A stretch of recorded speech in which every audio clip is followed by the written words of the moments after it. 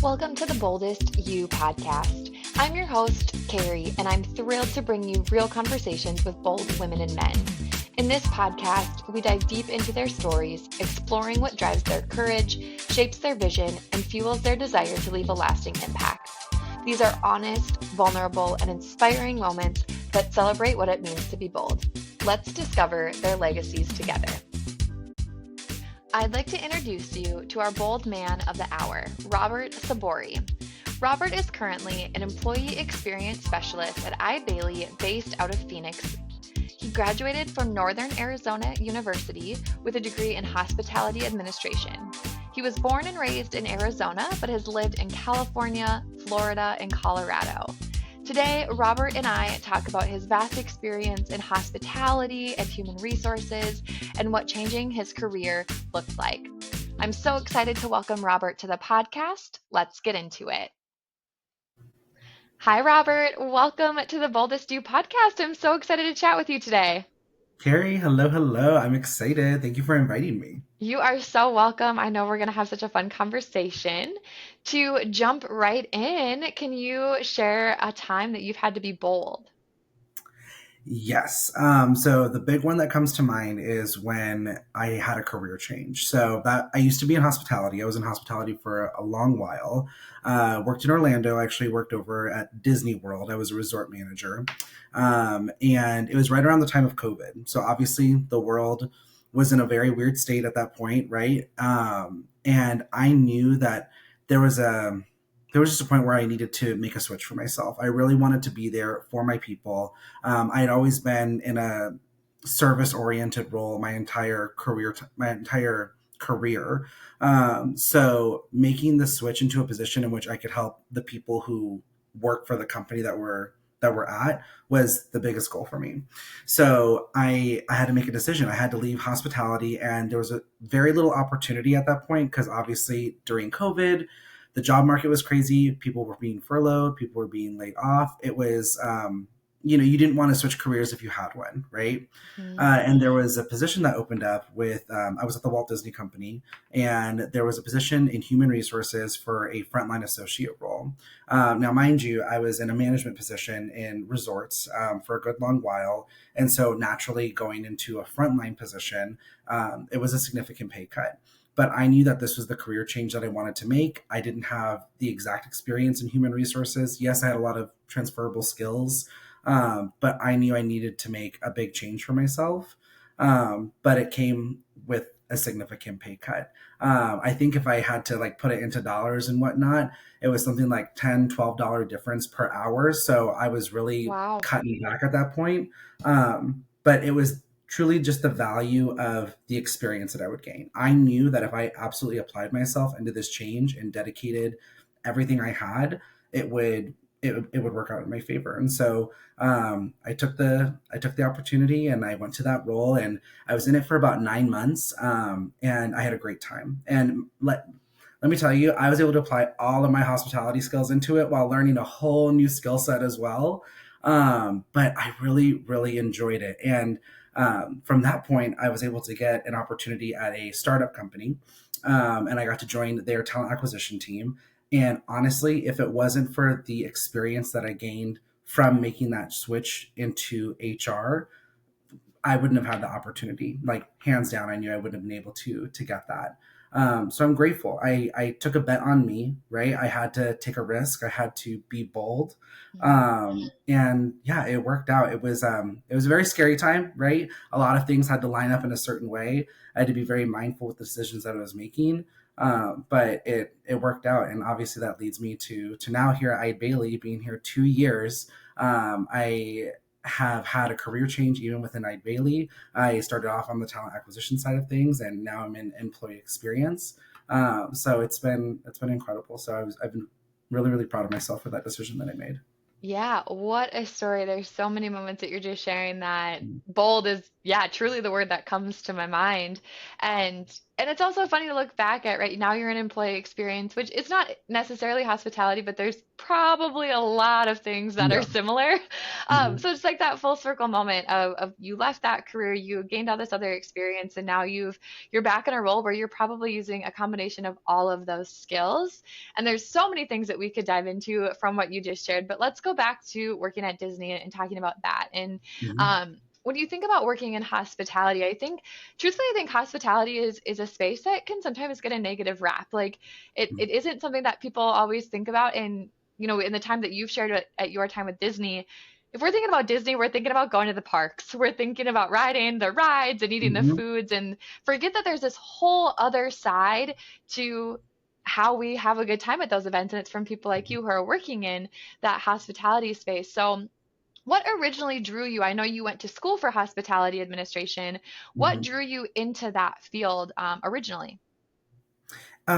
If I'm being totally honest, even just as a kid, I was kind of always set up to be in hospitality. Whenever I would go on a family vacation or we would go somewhere, we'd stay at a hotel, I would always be exploring all the different hallways, the nooks and crannies, the ballrooms. And so it really was just like a fantasy of working in this giant building where there's, so many places to discover and like you just don't know what's around the corner kind of thing. So that's the little kid part of me that really drew me into hospitality. But really it's just the act of making people feel good, right? Making Mm, positive memories, making people feel welcome, making people feel happy, right? And especially with working at a company like the Walt Disney Company, that's the big driver, right? This is where dreams come true. This is mm, um, you know where happiness is. This is where you can meet some of your favorite characters. You can ride some of your favorite rides, and Disney is so integrated. I mean, not even just I think. From the point of someone being born, they're gonna see Mickey Mouse at some point on a T-shirt, on a plush, yes. on what have you. And so Disney just being so heavily integrated into a lot of people's lives, I knew that that was the company that I wanted to work for, especially at that point in my career, just getting out of college. Um, yeah, it's just the act of making people feel good, making people feel welcome, seen, heard. People want to be happy at the end of the day, right? We want to like sometimes just escape our worries, escape our Hmm. fears, escape our commitments, and that's what people do when they come to Walt Disney World and or Disneyland or any of the Disney theme parks. And so, yeah, being there and being a part of that magic, it was, oh my gosh, it was 10 out of 10. That was my biggest draw, just knowing that I could be a part of someone's happiness. Yes, I love that. And I think of human resources, right? I've worked in my career in human resources. You're in HR Hmm. now. There's so many of those moments. It's maybe not the Disney magic, right? Yeah. But I think there's so many moments of when I talk to people that work in HR, or even just reflect on the why I'm in HR. It's the people, it's those experiences, it's the moment of giving someone a job offer and they cry on the phone because they're so excited, or working in employee experience, being able to have an impact on the different programs that we have to offer employees. It all really does come together, and I think it shows just in your personality of what it means to do that. And so let's dive into that shift. Yes, 2020 was a scary year, and definitely not the year that people were making changes in their careers. So you shared maybe more the why of why you made that change, but I want Hmm. to talk a little bit about some of the emotions or things that you had to process to make that shift. Because there's the practical side of it of, okay, I'm gonna reduce this money that am getting Hmm. regularly. Um, but can you just share more about, yeah, some of the emotions that you maybe had to process through, or how you were feeling making that big shift at such an unknown time? Oh yeah, I mean, it wasn't just myself. I had a partner at the time, and Mm, we had a big discussion as well on if I was going to make that career change. What is it going to be like to pay our rent? What are our mhm, bills going to look like? How are we going to manage the finances, kind of thing? And like that's probably the biggest point of concern, right? Money is money, and we need money to survive. And so, talked to him about it for a good long while. We created a little plan together, and having someone as a sounding board is a gift I will always be grateful for. So having someone that I could talk through with it and kind of figure out that decision was really comforting. He was kind of that compass during that time for me. But also just knowing that I was kind of reaching my emotional capacity on the hospitality end of things. The reason being is because we have guests who are coming from all over the world, people who are trying to have a little bit of happiness in that crazy environment at that time. And you're getting a lot of those guest emotions, right? You're getting a lot of you're hearing their stories. And then you have to remember that the people that they're interacting with, the cast members, the cast members had their own stories as well. The cast members Mm-hmm. had their own lives and things that they were experiencing. And being a leader in that environment, I was with my guests talking to them about their guest challenges, their stories, why they're at Walt Disney World. And then I go to the back office, and then there are my cast members. My cast members have things going on, and they come to me and they talk to me. And that was a lot of emotional weight on me, a lot of emotional weight. And I was completely reaching my bandwidth at that point.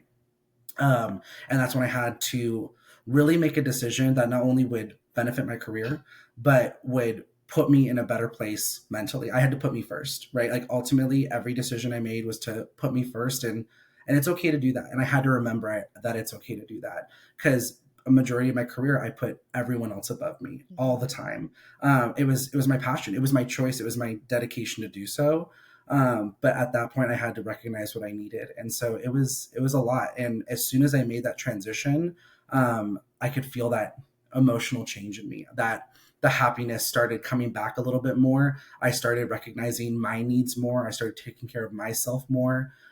Work life balance changed. Priorities changed. Things finally started shifting in a positive light for me for different areas of my own emotions that I had no idea were not being serviced, right? Mm. So it was, yeah, it was a wild time, but to process all of that at once, it was, yeah, I'm just very grateful for the circumstances I was in, because I was able to make that change and put me first and really figure it all out, right? Yeah, so many Yeah. nuggets of wisdom there. I think the first thing is that support system. I feel like in all the conversations I've been having, it really comes back to that of Yeah. yes, we can make choices on our own. Like we're all empowered to do so. But when we have those people that are in our corner helping us process that, it can make a world of a difference. And having that person that will sit down with you and yeah, you said your partner, right? Like it's a joint decision. There's a lot that Mhm. goes into that to say like, hey, can we afford this? What does this look like? And hey, yeah, these next couple months might be a little challenging, but we're gonna figure it out together. You have that person to support you. I think you're talking about of the emotional capacity that a person can handle. I know I've been in people leadership for 4 years now, and that's something that when I look back at 4 years ago, and honestly, probably similar to you, right? When I was in high school or a kid, and I was like, I'm gonna be a boss. Like I used to pretend that like I had all these important files and I was leading business meetings. Like that was my play as a Right. child because I thought that this was something that I like had to do.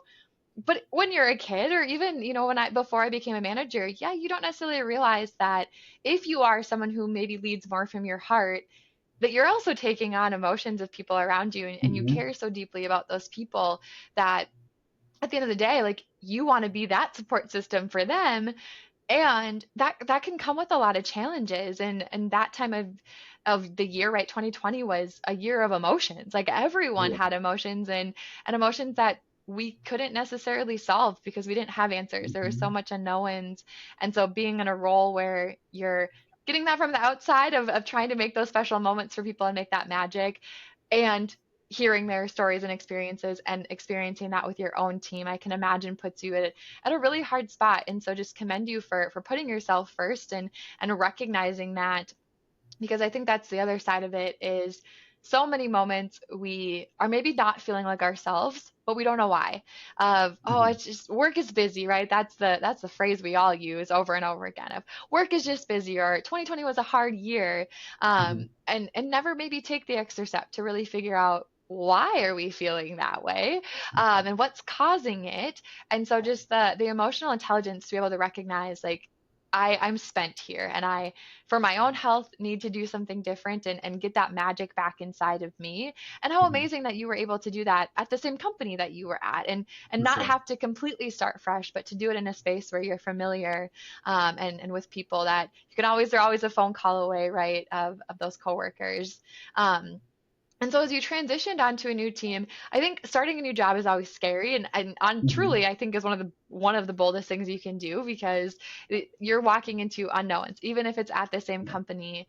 And so those, as you transitioned into that new role, what were some of those things that really stopped you in your tracks and went like, oh, these were signs of this is what I was supposed to do. Like this was the right change. What were those things that really stuck out to you in those first months of transition into the new role?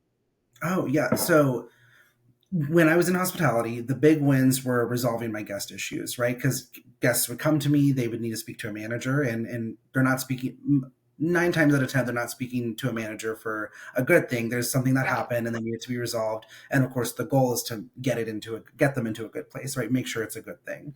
But going into that HR role, it was frontline, and it was me helping cast members. I was on a phone line answering HR questions, and so even when I was handling guest situations, my big wins were talking to my cast members, helping them with their resumes, helping them with career advice, just being a shoulder for them to cry on with any stresses that they're having. So, kind of boiling down my work into truly getting a cast member to call me, and then for me to resolve a cast member's challenge, a Mm. cast member's question, a cast member's issue.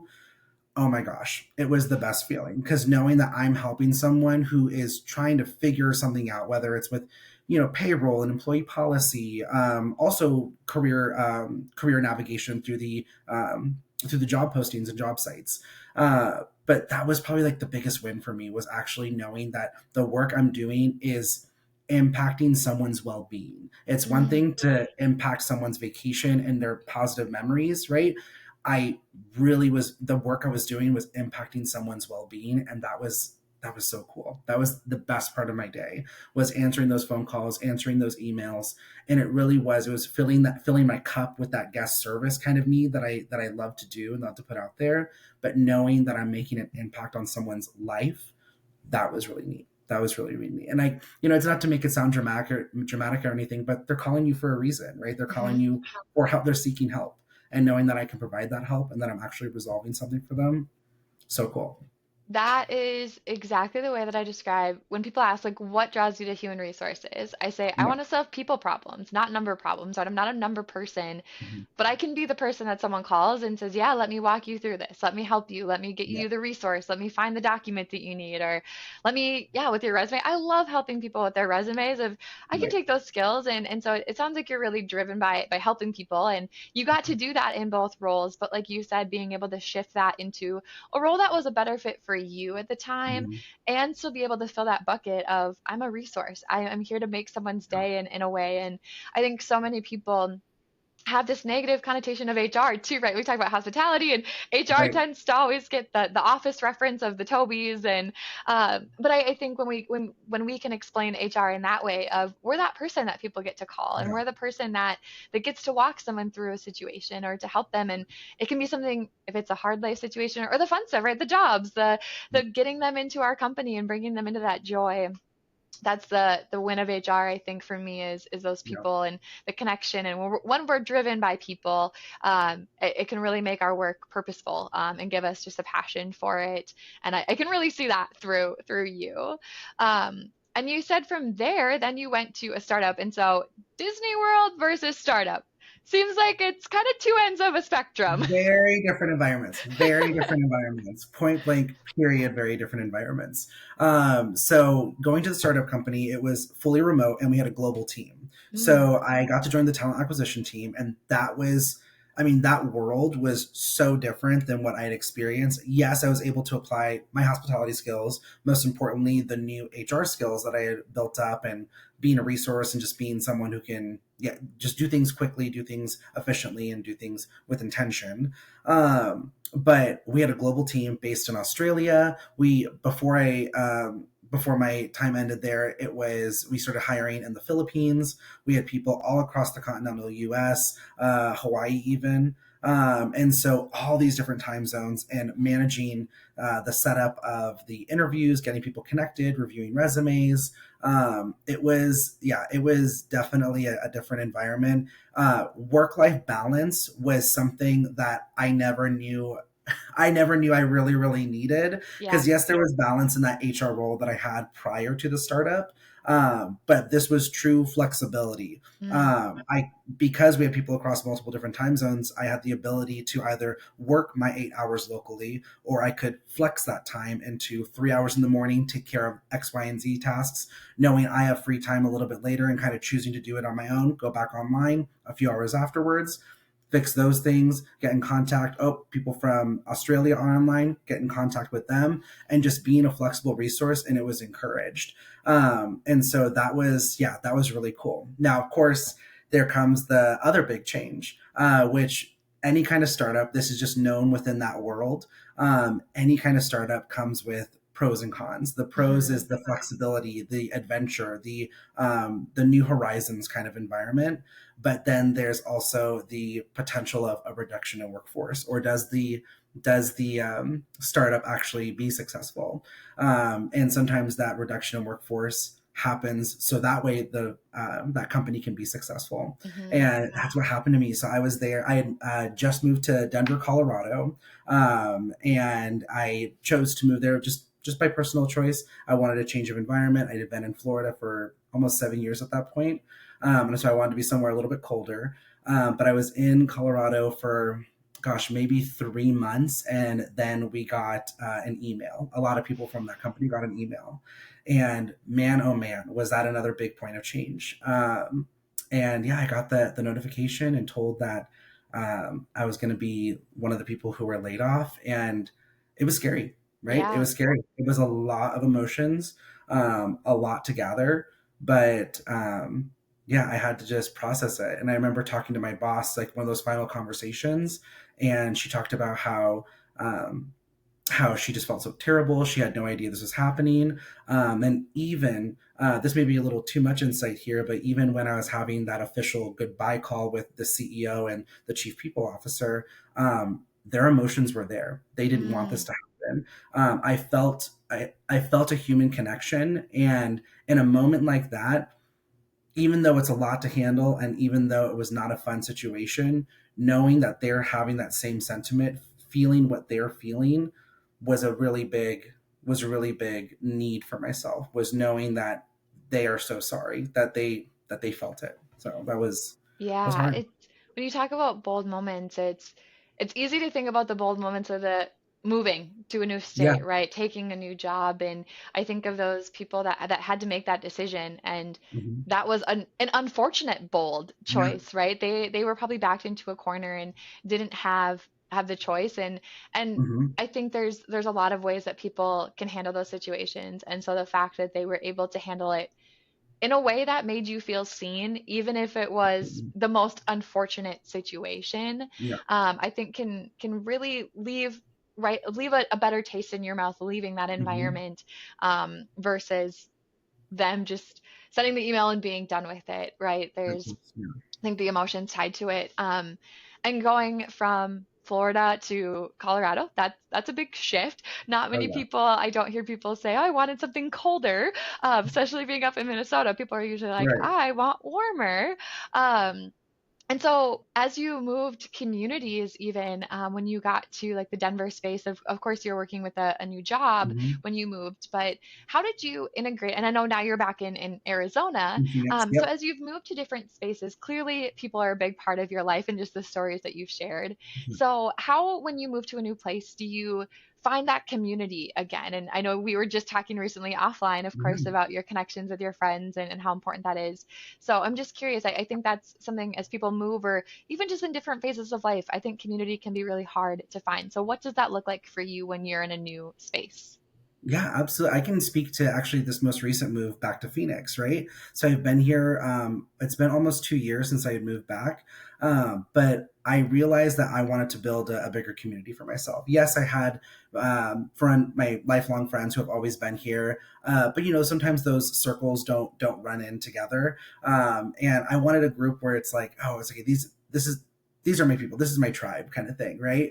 And I'm like, okay, I'm going to go to the spaces that I enjoy going to, so that way I can find people who also enjoy going there, right? Smart. And Yes. so, right. And so I did a few different things. I went to a couple of happy hours at restaurants, went to a few different bars, I remember I even just went to go like suntan at a local park and just seeing those other people who were like suntanning and like wanted to talk or something like that.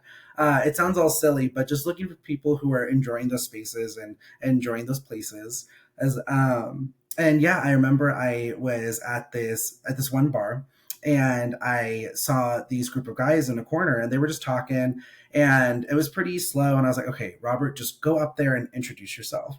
Be bold, right? Be bold and just introduce yourself to this group of people. You did this day in and day out when you were in hospitality, except they don't have an issue that they're bringing to you, right? And instead, Yep. I'm bringing this to them. And yeah, I went up there and I saw that one of them had a black Nike hat.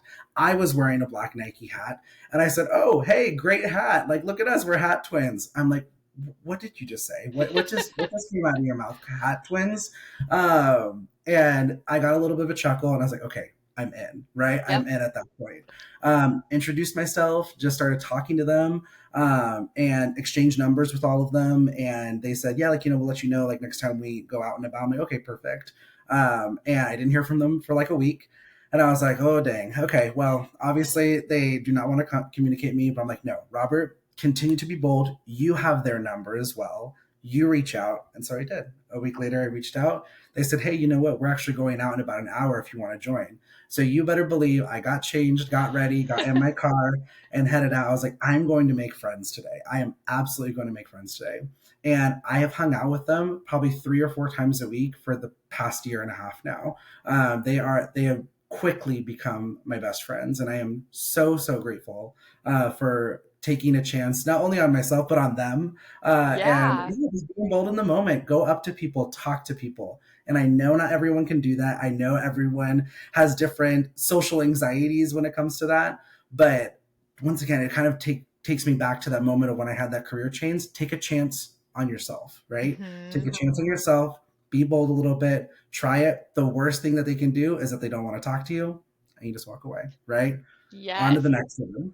Wow, what a story. That is Yeah, fantastic. Hat twins. I will be laughing about that one, but hat twins. it's I know they still talk about that to this day. By the way, they're like, "Oh, hey, hat twin." I'm like, "Okay, you can stop." you need to have Like, like your hat twin anniversary, like the friendship anniversary. yes, And yeah, yeah, it's so funny that what you were saying of, okay, you're in hospitality, like you can do this. And I say that regularly. Like if it's work related, I can go and talk to anyone. I stand up in front of rooms of students all the yeah, time and have to do presentations or connections. But as soon as a personal life, you put me in a room with people I don't know, it is the most panic inducing thing. And I have a tattoo that says be bold, and I still have right, times where I'm like, no, nope, I am not doing that. I'm an introvert. I'm not going to do this. But it's funny how, yeah, something as small as just walking up to a group of people and introducing yourself, saying hi, finding that commonality. And I think that's what trips people up. They feel like, well, I don't know anything about them.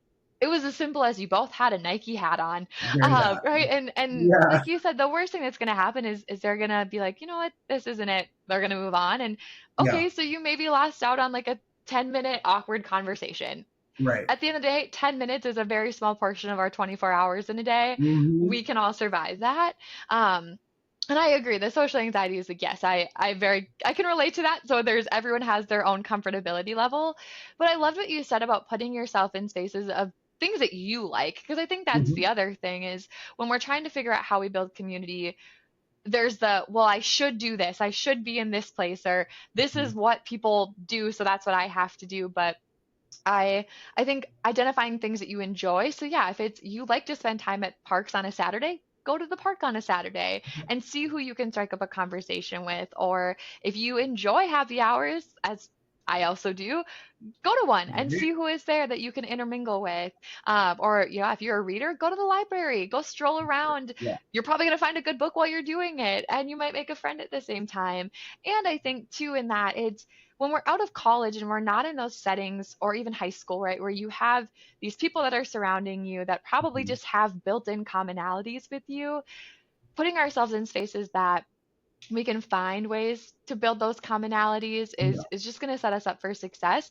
And I think after college or that phase of life too, it's also the you might talk to someone who's 5, 10 years older than you and be able to build a really strong friendship versus when you're in college, people are maybe the same demographic as you or the same age. But I know since graduating and have found different friendships that some of my friends are 10, 15 years older than me, but I Mhm. love our coffee dates and our walks that we go on, and just the doesn't matter what level someone is at, like you can find friendship in those spaces. And so I that is such a great story. And I hope it inspires someone to put themselves No, out there and no, make a I bold love decision that. to introduce themselves next time.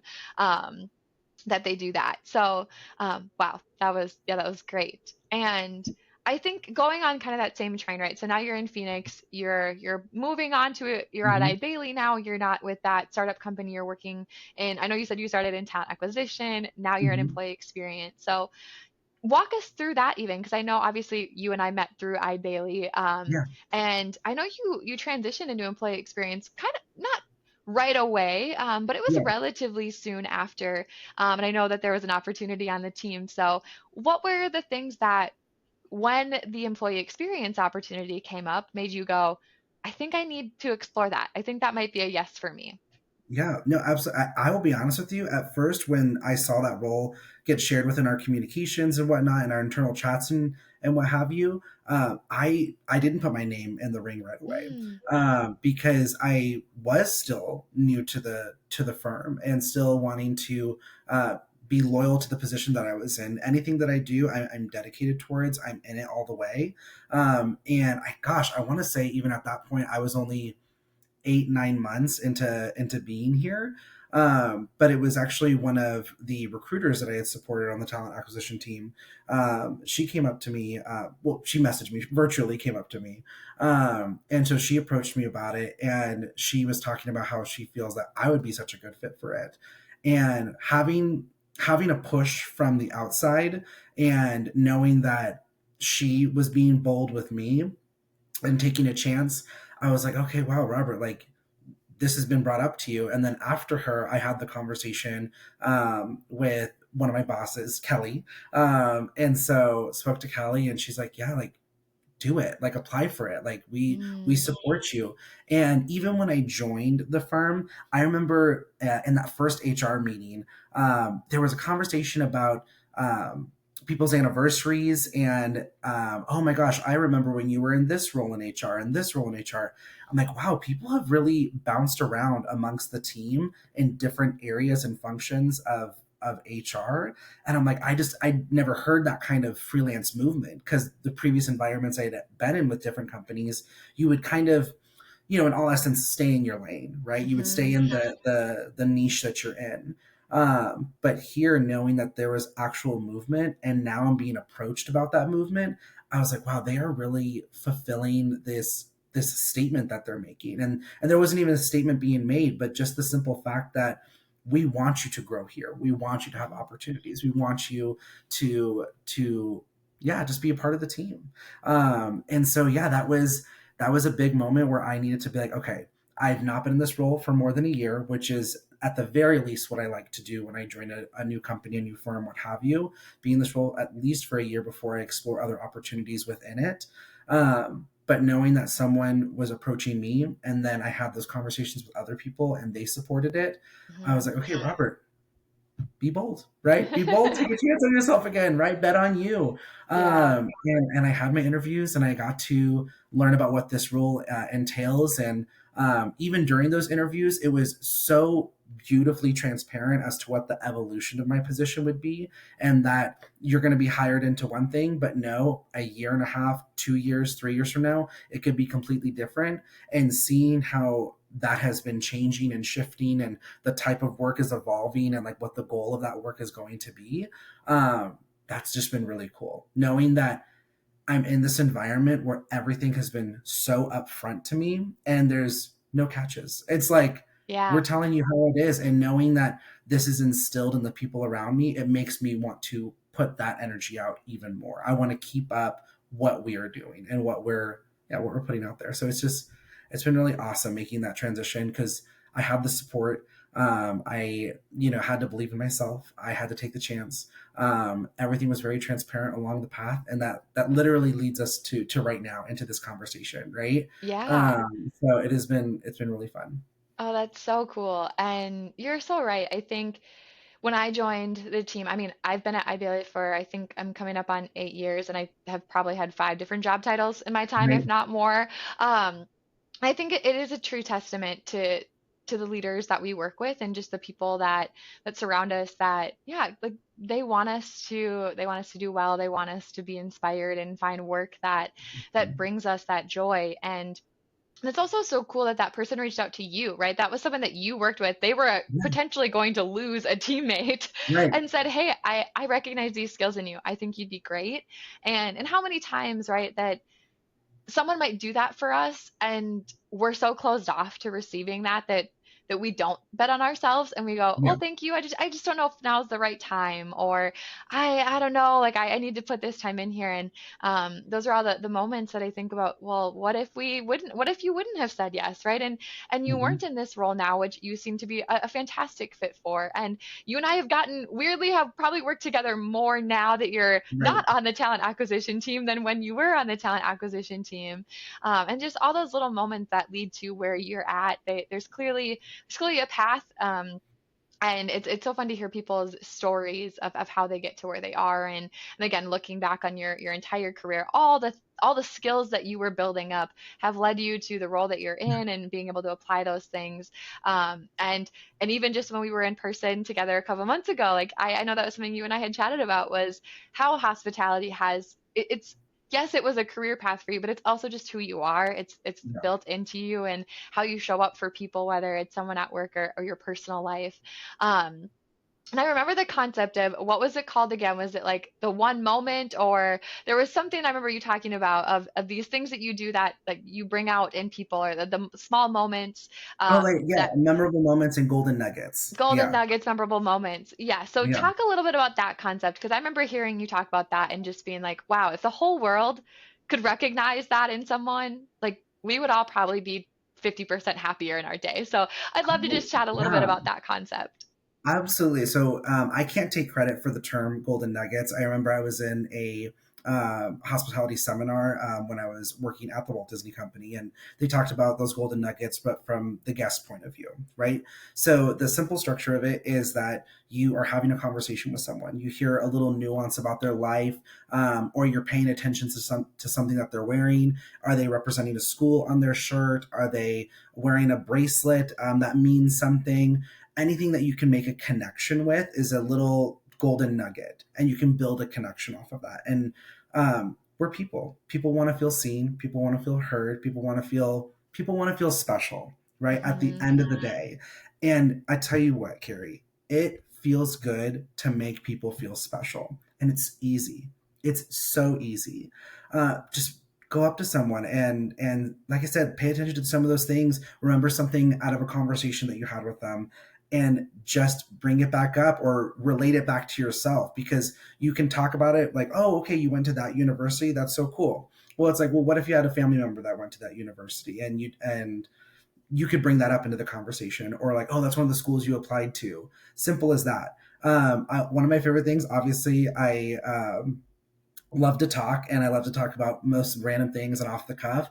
But one of my favorite things is to approach people like at lunchtime, like in an in-person environment, see what they're eating and talk about little snacks and whatnot. So, Mm, if you're interested in Kit Kats, guess what? Let me tell you to eat the Kit Kat in a perfect way. Let me give you the full example, and I'll just go right on in.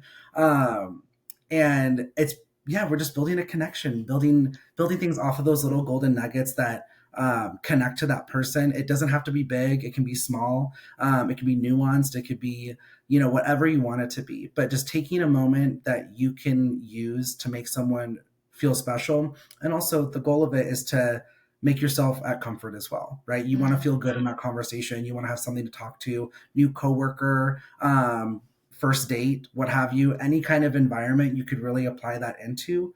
Pay attention, listen to these little things that people are dropping, pick it up, and go from there. That's the Yeah. golden nugget. Yeah. I love that. And as an example, to prove to all of our listeners that you actually follow through on this, when we were talking about this concept, you brought up Pizza Hut. You're like, Carrie, Uh-huh. a new Pizza Hut just opened right by me. And I was like, how does he Pizza Hut know? buffet Pizza, specifically. exactly, Pizza Buffet, which is Yes. even better than a regular Pizza Hut, if we're Yeah. being honest. And I remember sitting there being like, how does he know I like Pizza Hut? Like, we don't live in the same place. Like, I Yeah. haven't talked to him in months. And it was because on our entire team meeting, I had said for my birthday I was going to Pizza Uh-huh. Hut. And in that moment, like, it really did make me feel seen that I was like, this person knows that Pizza Hut is a very big part of my Yeah. life. And we were Yeah. able to have a conversation about it. And it's the example of the Kit Kat, I have two questions on. One, it I guess I don't know if it's a question, but it's more of a concept of something as simple as that. Yes, food especially makes for very Mhm. easy topics, but For sure. right when you're walking into a place where there's a bunch of people eating lunch, I guarantee all of us are like, oh my gosh, where am I going to sit? Who am I going to sit by? What am I going to Hmm. talk about? But something as easy as recognizing that, like sitting down and saying, like, oh, I love that snack too. I wish I would have brought that today. Yeah. Or like, wow, that food looks delicious. Like, tell me more about that recipe that you Yeah. made. Or your food smells great, right? Those are all natural things that we can easily talk about. And that's going to open up a conversation. People love to talk about, yeah, if there's a family recipe that they're bringing, or Yeah. I'm always honored when someone asks me for a recipe because I'm like, wow, you like something that I like, this is great. Hmm. And then my second question, okay, what's the real way to eat a Kit Kat then, Robert? Do you break Oh, it down the middle absolutely. or do you bite it? Okay, I'm going to forget that you ever said bite into it. That is not part of this conversation. That is being put to the wayside. Oh I boy, support because you I'm a best as you biter. I do. don't I don't break it. You guys have to bite it. Very okay. Well, let me tell you the way I enjoy to my Kit Kats. So okay, you have to bite off the little ends, and I remember specifically when the Kit Kats used to be wrapped in foil and they had the paper around them. Now they're in Yep. the plastic wrapping, and I remember my sister teaching me, and we were in our family kitchen in the dining area. And she showed me how to eat a Kit Kat. So you just bite off both ends, right? Okay. Bite off both ends, both little caps, and then at that point you can see the little wafer connection. Well, some people like to try to tear them apart and pull them apart. My sister, she would kind of like a corn on a cob. She would work her way along the top of it and just bite off each layer at that point. But like I said, some people like to pull them off. Some people like to kind of chew Okay. on the sides, loosen up that way so you can see all the layers of the Kit Kat all at once. But no, she would just go for it. She would just chew on the top, take it off layer that way, chew it off the top, take off the next layer, and what have you. And that's the way to eat Kit Kat. I stand by that. I support you absolutely, wholeheartedly. But I'm going to continue eating Kit Kats the way that I enjoy eating Kit Kats. That's fair. I have never eaten a Kit Kat in that way, so maybe I will be trying that new method. And Um, maybe I'll bite into my next Kit Kat. I'll give it a you don't go. have to. It's okay. I will give you a Okay. pass if I don't know, there's something, especially the mini ones, they're just so biteable, but I know Yeah, that that is 100%. kind of a crazy opinion. Yeah. But no, there's so many things, and like you said, I think with those golden nugget moments, or Hmm. it really comes down to just listening and making people feel Listening. seen. And I Hmm. think there's so many spaces that can apply to, like you said, whether it's with your friends, your family, your work environment. I loved the example of a first date. That's a great way of, Yeah. yeah, finding those connections. And so yeah, so many things that go into that. Hmm. Um, so we are getting close to time, which I feel like this always flies by, and I'm sure that there are so many more things that we could continue to talk about with your Hmm. experiences. But in terms of fun conversational things, I always say I love a good conversation card. I think it helps us learn just different things about people. So I end Hmm. with some rapid fire questions. You can get as simple or as deep as you want with each of these. So the first one, hopefully an easy one. What is your go-to beverage of choice? I'm always down for a beverage. Soda is my vice. Unfortunately, I'm trying to not be on it, but I will always say yes to a vanilla Coke Zero. If you Okay. have a cherry vanilla Coke Zero option as well, I will say yes to that too. But vanilla Coke Zero, hands down, that is my go to beverage. Catch me at a local Circle K, catch me at a Shell gas station, catch me at a 7-Eleven. I will be having a Coke Vanilla Zero at some point. Okay, good to Yeah. know. Very specific. I like it. Yes. We talked about putting ourselves first earlier. So, what's your favorite way to unwind? Honestly, going for walks. I mean, sometimes in Phoenix, especially in the summer, it gets a little too hot, so you got to wait till nighttime. But going for walks, putting in your headphones. Some people love audiobooks. Some people love to just talk on the phone. I have to listen to music and just get lost completely. zone out, not necessarily like disassociate, but just let your mind do nothing. Be at peace, right? Just be at peace, walk around, take in the environment, and yeah, just listening to music and walking, right? Just complete unwinding. I love that. If we were to Yeah. open up your Spotify or Apple Music, whichever one you use, what type of music are we going to see? Oh my gosh, the best of the 90s, all pop girls. Okay, So you're love going that. to see Spice Girls, Britney Spears, Shakira, you're going to see Christina Aguilera, you're going to see all of that. Of course, we get into the modern era. Um, Lady Gaga will always have a special place in my Yes. heart. Mayhem just came out recently, her new Yes. album, listening to that on repeat. Absolutely. Oh, and then also, this is my little personal vice. I love 90s country music. Same. So So let me tell good. you what, listening to my girls, Shania Twain. She is always on my playlist, 100%. Absolutely. From Yeah. working at Disney, do you ever get did you go through a phase where you were like sick of Disney music? Was there ever so much like too much You Disney? know, the nostalgia is always going to be there when it comes to Disney music, and you can't not sing a Disney song when it's Yes. on. But I will also stand by never listening to the soundtrack of It's a Small World. So I won't do it. Understandable. Just stop the music, press play or press pause, right? Like, no, I will not listen to that. But of course, you gotta, I mean, Hercules soundtrack, come on. 10 So out of good. 10. Princess of the Frog, 10 out of 10.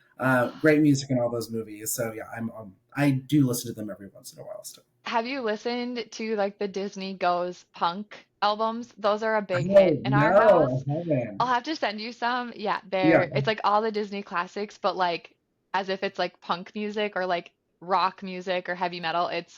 They're great. As an adult, like it just adds like a yeah, fun twist to the it's a different take. classics. Yeah. Yes, love that.